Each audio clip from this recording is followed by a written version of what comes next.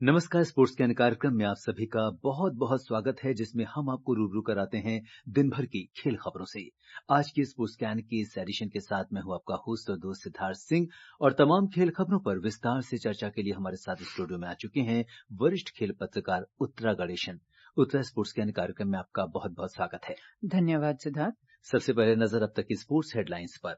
बेंगलुरु में भारत और न्यूजीलैंड के बीच पहले क्रिकेट टेस्ट मैच के दूसरे दिन टीम इंडिया पहली पारी में 46 रन पर सिमटी न्यूजीलैंड की मजबूत शुरुआत 134 रन की बढ़त बनाई।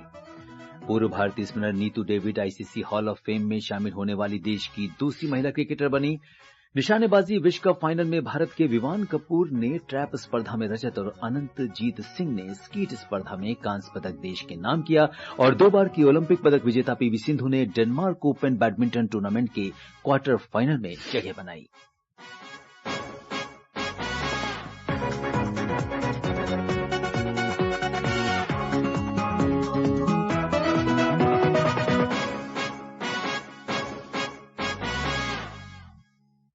और खेल खबरों में सबसे पहले बात कर लेते हैं क्रिकेट की। बेंगलुरु में भारत और न्यूजीलैंड के बीच पहले क्रिकेट टेस्ट मैच के दूसरे दिन का खेल समाप्त होने तक न्यूजीलैंड ने 3 विकेट पर 180 रन बना लिए हैं। इससे पहले भारतीय टीम पहली पारी में 46 रन बनाकर ऑल आउट हो गई। ये भारत का घरेलू मैदान में सबसे छोटा स्कोर है।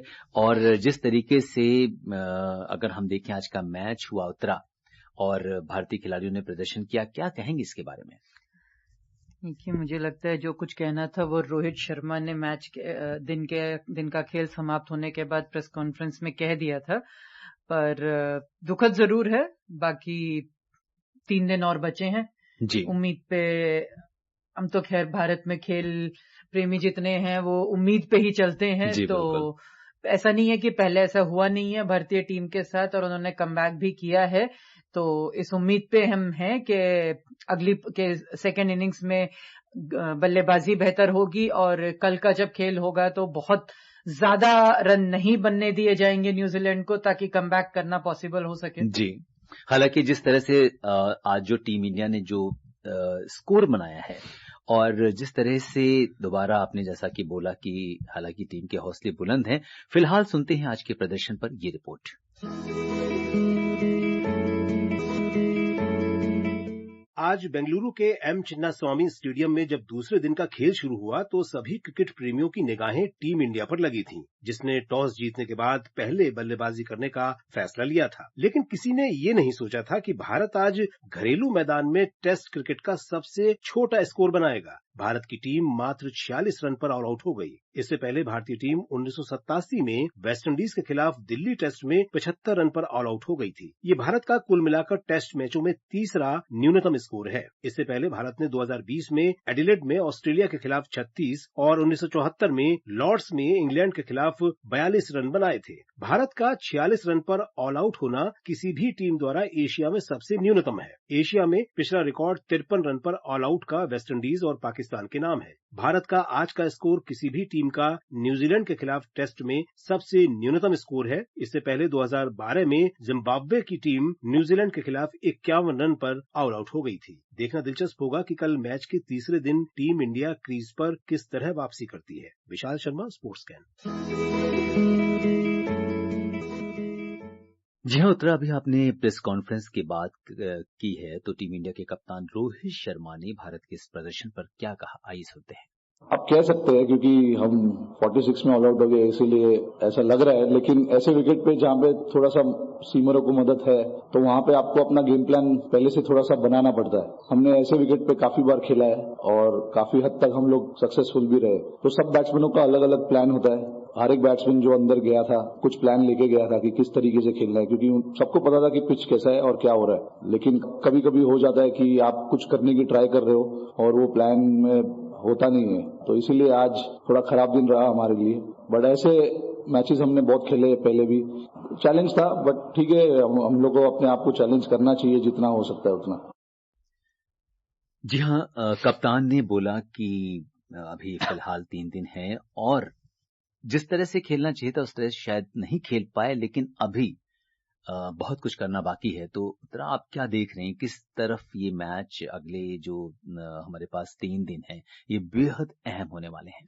देखिए, जिस तरह की टीम है हमारी, यहाँ से आगे अगर कोई ये कहे कि ये कर सकते हैं या नहीं, तो वो बहुत ही बेमानी सवाल होगा, क्योंकि अगर आप स्किल या टैलेंट या एबिलिटी की बात करें तो वो इस टीम में जरूर है करने का, लेकिन मेंटली ये किस तरह से कम बैक करते हैं वो देखना ज्यादा इंटरेस्टिंग होगा। जो रोहित शर्मा ने कहा बिल्कुल सही बात है कि ऐसे मैचेस हम पहले भी खेल चुके हैं, ऐसे कंडीशंस में भी खेल चुके हैं, लेकिन जब ऐसे कंडीशंस में इंडिया नॉर्मली खेलने उतरती है, वो अपने घर पे नहीं होता, वो बाहर होता है।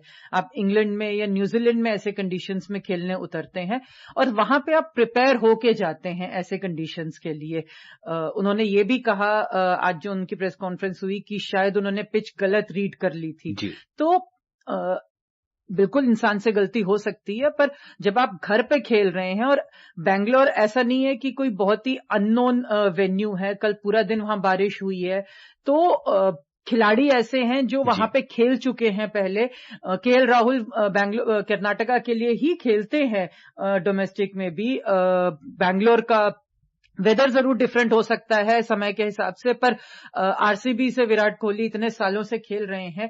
बेंगलोर ऐसी जगह नहीं है जहां पे आपको पता नहीं है कि क्या हो सकता है, तो ऐसे में एक तो इस बात की जरूर प्रशंसा करनी चाहिए कि उन्होंने खुद आके ये चीज एडमिट की कि उन्होंने पिच गलत रीड की, तो वो रेस्पॉन्सिबिलिटी जो उन्होंने ली वो एक बहुत अच्छी चीज है। लेकिन इससे आगे किस तरह से जाएगा, अगर बारिश नहीं होती है तो बिल्कुल आगे और बैटिंग आसान होती जाएगी, तो सेकेंड इनिंग्स में जरूर कम बैक कर सकती है टीम। पर जैसा मैंने कहा कि कल किस तरह से ये खेलते हैं उस पर बहुत डिपेंड करेगा। अगर न्यूजीलैंड ने इतना बड़ा स्कोर बना दिया कि आप सेकेंड इनिंग्स में कम बैक की उम्मीद ही ना रख पाए, तो मामला गड़बड़ हो जाएगा। बिल्कुल, तो सबको यही उम्मीद है कि टीम इंडिया कल कम बैक करेगी। पूर्व भारतीय spinner Neetu David ICC hall of fame में शामिल होने वाली देश की दूसरी महिला क्रिकेटर बन गई हैं। भारतीय महिला टीम की चयन समिति के अध्यक्ष नीतू को पूर्व कप्तान डायना एडुल्जी को शामिल किए जाने के 1 साल बाद ये सम्मान मिला है। ICC cricket hall of fame cricket के लंबे और शानदार इतिहास में खेल के दिग्गजों की उपलब्धियों को मान्यता देता है। जानी मानी खेल पत्रकार मोना पार्थसारथी ने इसे भारतीय महिला क्रिकेट के लिए एक बड़ी उपलब्धि बताया है।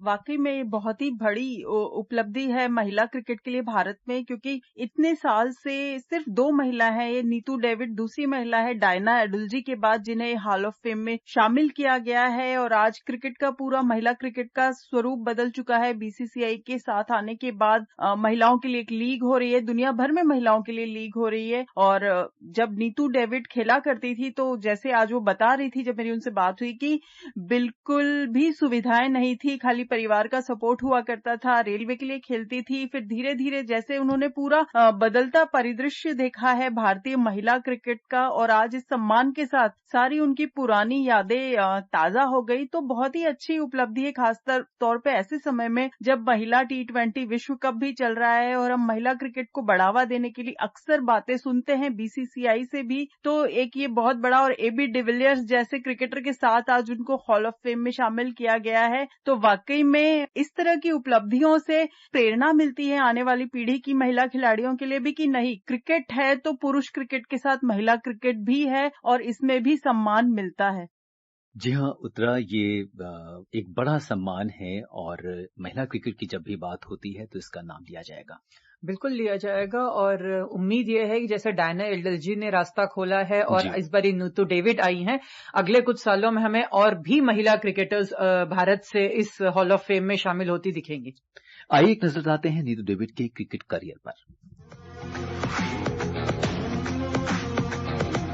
बाएं हाथ के स्पिनर नीतू डेविड ने अपने करियर में कुल 107 अंतर्राष्ट्रीय मैच खेले हैं। टेस्ट क्रिकेट में उनके नाम एक पारी में 53 रन देकर 8 विकेट हासिल करने का रिकॉर्ड है। 47 साल की नीतू एक दिवसीय अंतर्राष्ट्रीय क्रिकेट मैच में 141 विकेट के साथ भारत की दूसरी सफल गेंदबाज हैं। वो 50 ओवर के प्रारूप में 100 विकेट के आंकड़े को छूने वाली देश की पहली महिला गेंदबाज भी रहीं। विश्व कप 2005 की सबसे सफल गेंदबाज नीतू ने भारत को पहली बार फाइनल में पहुंचाने में अहम भूमिका निभाई थी। नीतू ने 1995 में 17 साल की उम्र में नेल्सन में न्यूजीलैंड के साथ अपना पहला अंतर्राष्ट्रीय मैच खेला था। उन्होंने 1995 में ही जमशेदपुर में इंग्लैंड के खिलाफ 53 रन देकर 8 विकेट चटकाए, जो आज भी महिला टेस्ट में एक पारी में सर्वश्रेष्ठ गेंदबाजी प्रदर्शन है और ये रिकॉर्ड अब तक कायम है। नीतू ने 2006 में संन्यास लिया, लेकिन 2 साल बाद एक दिवसीय प्रारूप में एशिया कप और भारत के इंग्लैंड दौरे पर वापसी की।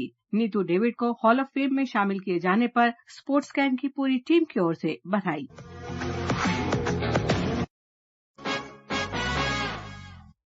निशानेबाजी विश्व कप फाइनल में भारत के विवान कपूर ने आज ट्रैप स्पर्धा में रजत पदक जीता। वहीं अनंतजीत सिंह ने पुरुषों के स्कीट स्पर्धा में कांस्य पदक देश के नाम किया। आइए सुनते हैं ये रिपोर्ट।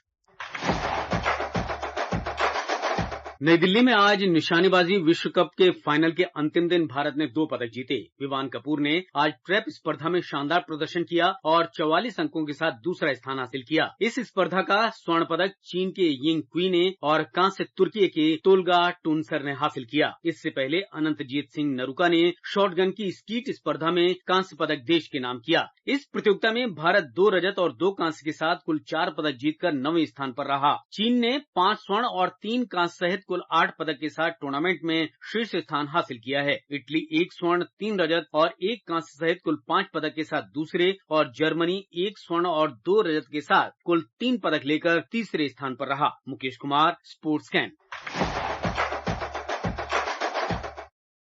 जी हाँ उत्तरा, अगर हम देखें तो हमने कुल 4 पदक जीते इस प्रतियोगिता में, 2 रजत और 2 कांस्य। क्या कहेंगी भारतीय टीम के प्रदर्शन पर?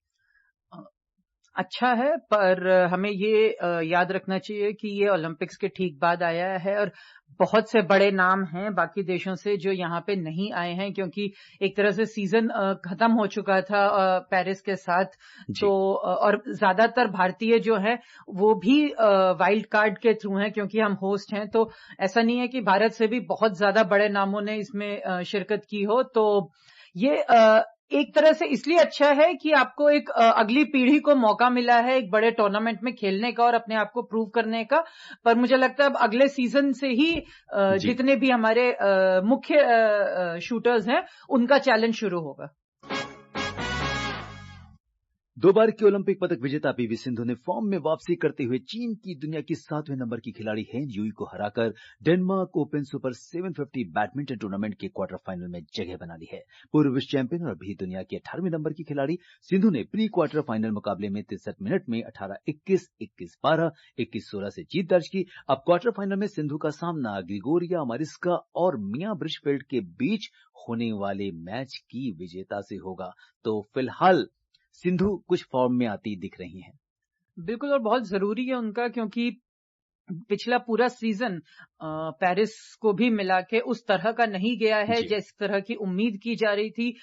डिसअपॉइंटिंग था उनका, ना सिर्फ रिजल्ट्स के हिसाब से बल्कि परफॉर्मेंस के भी हिसाब से। वो आपको उस तरह का गेम नहीं देखने को मिल रहा था सिंधु से जिसकी उम्मीद की जा रही थी लगातार। तो एक नया सीजन है, एक नया साल है, एक नया ओलंपिक साइकिल शुरू हो रहा है। तो हम शुभकामनाएं दे सकते हैं सिर्फ कि अगला सीजन जो होगा वो पिछले वाले से बेहतर होगा। बिल्कुल, और क्वार्टर फाइनल में अब सिंधु का सामना जो होने वाला है ग्रिगोरिया मारिस्का या मिया ब्रिजफील्ड से, दोनों ही एक मजबूत दावेदार हैं। तो किस तरीके से आप इस मुकाबले को देखती हैं? देखिए, टॉप लेवल पे जैसा मैंने कहा कि पिछले सीजन ने ये प्रूव किया है कि आपकी रैंकिंग से कोई फर्क नहीं पड़ता है, क्योंकि सिंधु ने की कई ऐसी हार रही हैं जो उन खिलाड़ियों से नहीं रही हैं जिनसे आप उम्मीद करते हैं, जो टॉप की प्लेयर्स हैं। वो बहुत से ऐसे मैचेस भी हारी हैं जहां पे वो अपने से कम रैंकिंग वाली खिलाड़ियों से हारी हैं। तो उस लेवल पे जब आप खेलते हैं तो मुझे नहीं लगता कि कोई भी खिलाड़ी हल्का या ज्यादा मजबूत होता है, और आसान बिल्कुल नहीं होगा सिंधु के लिए। खास करके इसलिए क्योंकि वो एक तरह से अपना 2.0 वर्जन लाने की कोशिश कर रही हैं। तो जैसा मैंने कहा कि मुश्किल जरूर होगा आगे। तो श्रोताओं, अब समय हो चला है आपसे विदा लेने का। कल फिर मिलेंगे कुछ और ताजा खेल खबरों के साथ। उत्तरा, आप हमारे स्टूडियो में आई, तमाम खेल खबरों पर हमसे चर्चा की, इसके लिए आपका बहुत बहुत धन्यवाद और आभार। धन्यवाद श्रोताओं, इसी के साथ अनुमति दीजिए स्पोर्ट्स कैन की पूरी टीम के साथ मुझे यानी सिद्धार्थ सिंह को नमस्कार, शुभ रात्रि।